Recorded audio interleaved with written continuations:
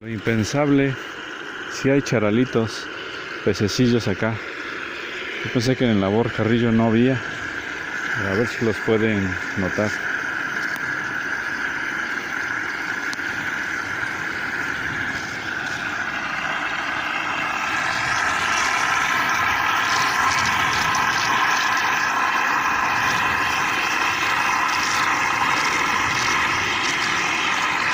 Aquí se puede ver claramente.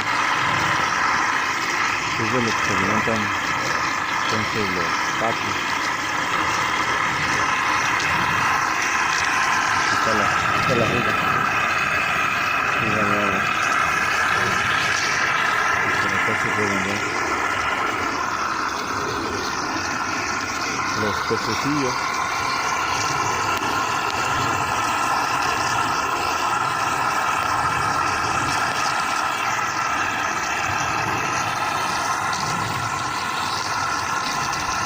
Yo pensé que aquí no había, por el grado de contaminación, pensé que no había charalitos, pero pues aquí estamos comprobando lo contrario. Claramente ahí se pueden ver. Y pues es agua cristalina, clara.